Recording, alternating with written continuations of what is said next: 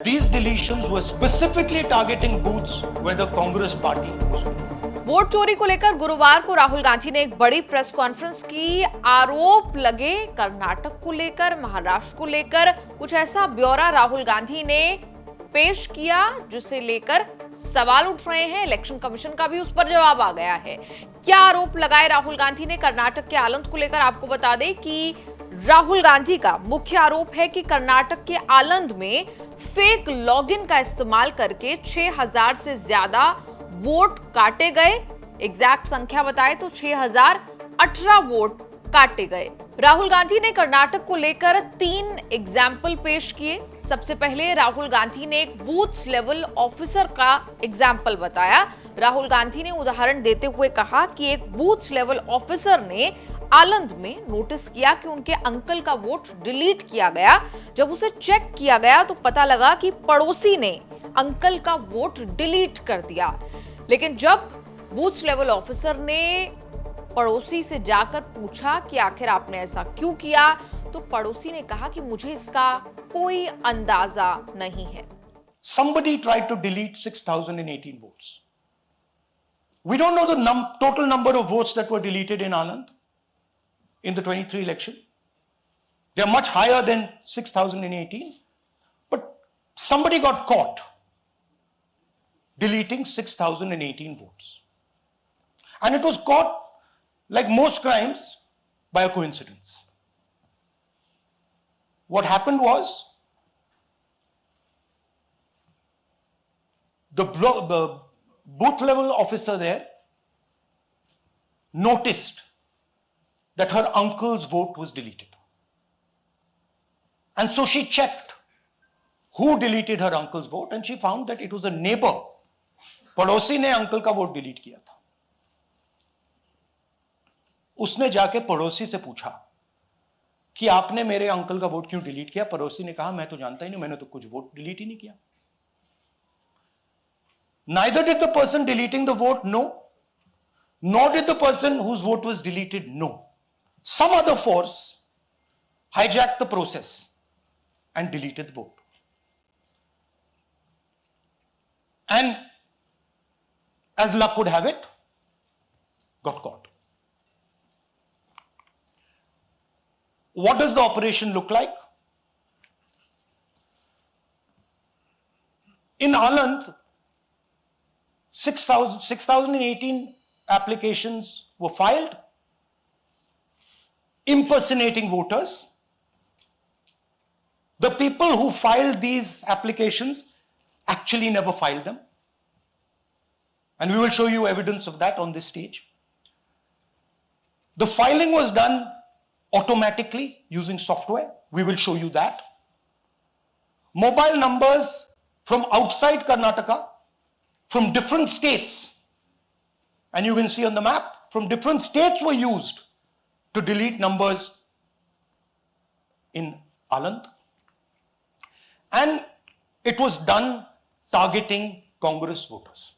So this was not random. We will show you again that these deletions were specifically targeting booths where the Congress party was winning. Rahul Gandhi का आरोप था कि ये 6018 deletion applications जो file की गई वो वोटर्स को इम्पर्सनेट करके फाइल की गई।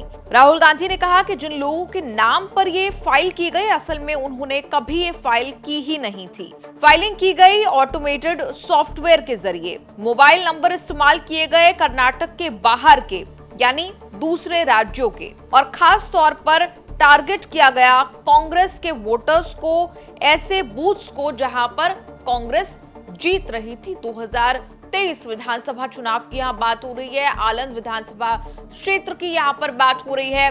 कुल मिलाकर राहुल गांधी का आरोप यही कि ऑटोमेटेड तरीके से, यानी कि ऑटोमेटिक किसी सॉफ्टवेयर के जरिए इन एप्लीकेशन फॉर्म्स को भरा गया है, इन डिलीशन फॉर्म्स को भरा गया है। अगले उदाहरण की तरफ बढ़ते हैं। आपको बता दें राहुल गांधी ने 63 साल की गोदाबाई का भी जिक्र किया, जिनके नाम से 12 लोगों के वोट डिलीट किए गए। लेकिन राहुल गांधी गोदाबाई को भी सामने ले आए। वीडियो में गोदाबाई ये कहती नजर आ रही हैं कि उन्हें इस बात का कोई अंदाजा नहीं कि कैसे उन लोगों के नाम डिलीट हुए, उन्होंने ऐसा कोई आवेदन नहीं दिया था। Here is example number 1, lady called Godabai. Someone created fake logins, deleted 12 voters, attempted to delete because then this was stopped. Godabai, of course, has no idea. Can you show us what Godabai has to say about this? Election ಟೈಮಿಗೆ ನಾ ಅರ್ಜಿ ಹಾಕಿಲ್ಲ, ನನಗೆ ಅದಕ್ಕೆ ಸಂಬಂಧ ಇಲ್ಲ. ಅದು ಯಾರು ಹೊಟ್ಟಿ ಕಿಚ್ಚಿಗೆ ಯಾರು ಏನು ಹಾಕ್ಯಾರ ಅನ್ನೋದು ನನಗೆ ಗೊತ್ತಾಗಿಲ್ಲ. So she has no idea. These were the cell phone numbers that were used to delete these people. These are not from Karnataka. These numbers are from different states. You can see here. So the question is, whose numbers are these? How were they operated? Where were they operated from? Who generated the OTPs to disturb the process? Now, these are questions that arise out of this. यहां भी राहुल गांधी का आरोप यही था कि तमाम numbers जो इसमें इस्तेमाल किए गए हैं डिलीट करने के लिए वोटर्स, वो कर्नाटक के नहीं हैं, वो कर्नाटक के बाहर के हैं। साथ ही राहुल गांधी ने सवाल पूछा कि आखिर ये नंबर किसके हैं, कैसे आए, कहां से ऑपरेट किए गए, प्रोसेस को डिस्टर्ब करने के लिए किसने ओटीपी जनरेट किया। अब आ जाते हैं अगले उदाहरण पर जो राहुल गांधी ने दिया। सूर्यकांत नाम के एक व्यक्ति का राहुल गांधी जिक्र करते हैं, जिनके नाम से मात्र 14 मिनट के अंदर 12 वोटर्स डिलीट हुए। एक उदाहरण दिया जाता है बबीता चौधरी नाम की एक महिला का, जिनका वोट डिलीट किया सूर्यकांत ने। दोनों को राहुल गांधी स्टेज पर पेश कर देते हैं और उनका आमना सामना करवाकर पूछते हैं कि क्या सूर्यकांत को पता है कि उनके नाम से वोट डिलीट किए गए हैं, और फिर बबीता से पूछते हैं कि क्या उनको कोई जानकारी है कि उनका नाम कैसे डिलीट किया गया है। सूर्यकांत अपनी सफाई में स्टेज पर कहते हैं कि मुझे इसका कोई आइडिया नहीं कि कैसे मेरे नाम से 12 लोगों के नाम डिलीट किए गए। मैंने कभी किसी को मैसेज नहीं किया, मुझे बबीता से पता चला, लेकिन मैंने किसी को मैसेज नहीं किया। Here's example 2. Suryakant. This gentleman apparently deleted 12 voters in 14 minutes. He filled 12 deletion forms in 14 minutes. I'd like you to meet him. He's here. That's one of the people. That's one. Namaskar bhi aiye. Babita Chaudhary is one of the votes that he is supposed to have deleted. Aiye bhaiya. He is supposed to have deleted. This is the gentleman. ये इनका vote delete किया जा रहा था, ये कर रहे थे। इनसे आप पूछिए, बताइए। That's our candidate. हाँ, कन्नड़ा में बोलिए। ನನ್ನ ಹೆಸರು ಸೂರ್ಯಕಾಂತ್ ಗೋವಿನ. ನಾನು ಸರ್ಸಂಬ ಗ್ರಾಮದಲ್ಲಿ ಇದ್ದೆ. ನನಗೆ ನಾಲೆಜ್ ಇಲ್ಲದೆ ನನ್ನ ಹೆಸರು ಮೇಲೆ 9 ಜನರ ಲಿಸ್ಟನ್ನು ಡಿಲೀಟ್ ಮಾಡಿದ್ದಾರೆ. ಅದು ಯಾಕಂತ ಇವರು ನನಗೆ ಬಂದು ಕೇಳಿದರು, ನಮ್ಮ ಹೆಸರು ನೀವು ಯಾಕೆ ಡಿಲೀಟ್ ಮಾಡಿದ್ರಿ ಅಂತ. ಅದಕ್ಕೆ ನಾನು ನಮ್ಮ ಸಾಹೇಬ್ರಿಗೆ ಹೇಳಿದೆ, ನಾನು ಡಿಲೀಟ್ ಯಾರಿಗೂ ಮಾಡಿಲ್ಲ, ಅಪ್ಲಿಕೇಶನ್ ಕೊಟ್ಟಿಲ್ಲ, ಆದರೂ ಡಿಲೀಟ್ ಆಗ್ಯದ, ಅದು ನೋಡ್ರಿ ಅಂತ. ಹಾಗಾಗಿ ತಹಶೀಲ್ದಾರ್ಗೆ ಹೋಗಿ ಕಂಪ್ಲೇಂಟ್ ಕೊಟ್ವಿ. ಮತ್ತು ಕಮಿಷನರ್ ಇದು ನಮ್ಮ ಜಿಲ್ಲಾ ಎಲೆಕ್ಷನ್ ಒಂದು ಇದಕ್ಕೆ ಕಂಪ್ಲೇಂಟ್ ಕೊಟ್ವಿ. ನನ್ನ ಹೆಸರು ಮೇಲೆ 12 ಜನರದು डिलीट ಮಾಡಿದ್ದು ನಿಜ ಇರ್ತದೆ. थोड़ा ट्रांसलेट कर लीजिए. मेरे नाम पे 12 लोगों का नाम डिलीट किया गया है, हालांकि मुझे मालूम नहीं. मैं कभी किसी को मैसेज भेजा भी नहीं, मैं बुलाया भी नहीं. ये बबीता आके पूछने से पता चला कि मैंने मेरे फ़ोन से ऐसा मैसेज दिया, लेकिन असल में मैंने किसी को भी मैसेज नहीं किया. आप कुछ कहेंगे? नहीं, ठीक है, थैंक यू. तो ये थी 14 मिनट में 12 वोटर्स डिलीट करने का उदाहरण। अब आ जाइए तीसरे उदाहरण पर। तीसरा उदाहरण है नागराज का, जो सुबह 4 बजे उठते हैं, 36 सेकंड में 2 एप्लीकेशंस वो फाइल कर देते हैं। इस उदाहरण में राहुल गांधी दिखाते हैं इन सभी के सीरियल नंबर्स, सारे सीरियल नंबर 1 है, जिसका मतलब कि ये फर्स्ट नेम है, पहला नाम है बूथ पे। यानी कि एक ऐसा सॉफ्टवेयर ऑपरेट कर रहा है जो कि बूथ के पहले नाम को पिक कर रहा है। राहुल गांधी का आरोप है कि किसी ने ऐसा ऑटोमेटेड प्रोग्राम लगाया जिसकी मदद से हर बूथ का फर्स्ट वोटर, पहला वोटर डिलीशन के लिए पिक किया जा रहा है। Third example, Nagaraj, 2 application filed and submitted in 36 seconds. Please try and fill these forms and see how long it takes you. Try and fill. And I ask the youth of India, try it. Try and fill the form, 2 forms in 36 seconds. You'll see the answer to this question. Notice also what time this gentleman fills the form. For some reason, he gets up at 4:07 in the morning and suddenly fills 2 forms in 38 seconds.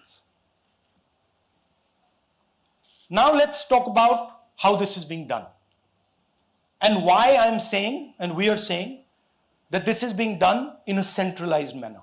And this is being done not using individuals, but using software. Look at the serial numbers. Serial number 1, serial number 1, serial number 1, serial number 1. Serial number 1 means that this is the first person whose name, this is the first name in the booth. So a software is picking up the first name in the booth and using it to delete voters. So someone ran an automated program that ensured the first voter of the booth was the applicant. That same person got cell phones from outside the state, used them to file the applications. And we are pretty certain that this was done in a centralized manner and it was done at scale. This was not done in a,